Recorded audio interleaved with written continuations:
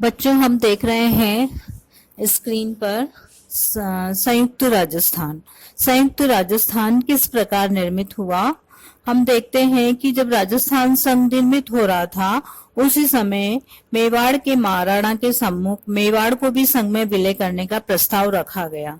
लेकिन जो है मेवाड़ के महाराणा ने ये कहकर इस प्रस्ताव को अस्वीकार कर दिया कि मेवाड़ का इतिहास 1300 वर्ष पुराना है, इसलिए हम अपना अस्तित्व कायम रखेंगे और यदि राजस्थान संघ हम में मिलना चाहे तो हमें कोई आपत्ति नहीं है। लेकिन जो वहां की जो जनता थी और वहां के जो प्रजामंडल था, उनके वरिष्ठ नेता थे, उन नेताओं के और जनता के जो जनमत था वो चाहती थी कि हम राजस्थान संघ में सम्मिलित हो जाएं। इसलिए बदलती हुई परिस्थितियों को देखते हुए महाराणा ने स्पष्ट कर दिया कि कोई भी राजतंत्र जनमत के विरुद्ध अधिक समय तक खड़ा नहीं रह सकता। अतः संयुक्त राजस्थान के उद्घाटन के 3 दिन बाद ही राणा ने भारत सरकार को सूचित कर दिया कि संयुक्त राजस्थान में सम्मिलित होने के लिए तैयार है। इसलिए जो है 9 रियासतों के साथ 10वीं रियासती मेवाड़ भी मिला दी गई और इसको एक नया नाम दिया गया, संयुक्त राजस्थान नाम। और इसमें जो राजधानी रही वो उदयपुर रखी गई और जो उदयपुर के महाराणा थे भूपाल सिंह, वो आजन राज प्रमुख रहे और उप राज प्रमुख जो रहे कोटा के भीम सिंह को बनाया गया। प्रधानमंत्री संघ के माणिक्यलाल वर्मा बने। 18 अप्रैल 1948 को जवाहरलाल नेहरू के द्वारा इस नवीन संघ का उद्घाटन कर दिया गया। इस प्रकार ये जो है संयुक्त राजस्थान अस्तित्व में आया। बच्चों, हम देख रहे हैं वृहत राजस्थान किस प्रकार निर्मित हुआ। आप मैप में देख रहे हैं 4 राज्य हैं, जयपुर, जोधपुर, बीकानेर और जैसलमेर। ये रियासतें ही ऐसी बची थी जो अभी तक किसी भी संघ में सम्मिलित नहीं हुई थी। जोधपुर, बीकानेर और जैसलमेर रियासतें पाकिस्तान की सीमा से सटी हुई थी। इसके अलावा इनका बहुत बड़ा क्षेत्र रेगिस्तानी होने के कारण यातायात और संचार की दृष्टि से भी बहुत पिछड़ा हुआ था। इसलिए भारत सरकार का गृह मंत्रालय चाह रहा था कि इन्हें केंद्र शासित प्रदेश बनाने के लिए उत्सुक था, लेकिन लोक भावनाओं को ध्यान में रखकर वो कोई निर्णय नहीं ले सकता था। तीनों रियासतें के नरेश चाहते थे कि हम अपनी स्वतंत्र सत्ता को कायम रखें, लेकिन जो समाजवादी नेता थे श्री जयप्रकाश नारायण, राम मनोहर लोहिया, वो वृहत राजस्थान का समर्थन कर रहे थे, अर्थात इन चारों राज्यों को मिलाकर एक नवीन राज्य बनाया जाए जो वृहत राजस्थान के नाम से जाना जाए।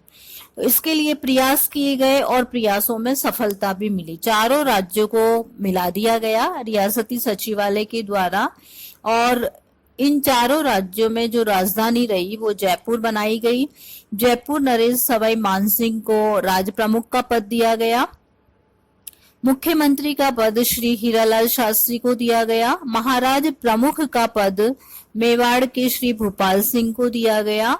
30 मार्च 1949 को सरदार पटेल ने वृहत राजस्थान का निर्माण किया और 7 अप्रैल को हीरालाल शास्त्री के मंत्रिमंडल ने शपथ ली। इस प्रकार वृहत राजस्थान के निर्माण से राजस्थान में सदियों से चली आ रही राजशाही समाप्त हो गई।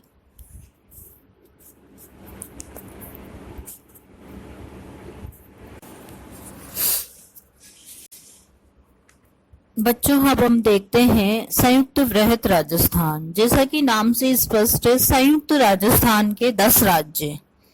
वृहत राजस्थान जयपुर, जोधपुर, बीकानेर, जैसलमेर। और जो फर्स्ट संघ बना था मत्स्य संघ, उसको भी इसमें शामिल कर दिया गया और 15 मई 1948 को मत्स्य राज्य की चारों रियासतों को भी वृहत राजस्थान में विलीन कर दिया गया और इस नवीन संघ को जो नाम दिया गया संयुक्त वृहत राजस्थान के नाम से जाना गया।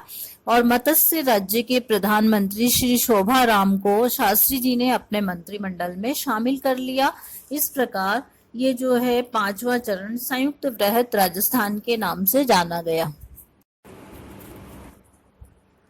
संयुक्त वृहत राजस्थान के पश्चात सिरोही को संयुक्त वृहत राजस्थान में सम्मिलित कर लिया गया। फिर एकमात्र प्रदेश बचा अजमेर का विलय। अजमेर को भी फिर इसके पश्चात 1 नवंबर 1956 को सिरोही के साथ साथ अजमेर मेरवाड़ा भी राजस्थान संघ में सम्मिलित कर दिया गया।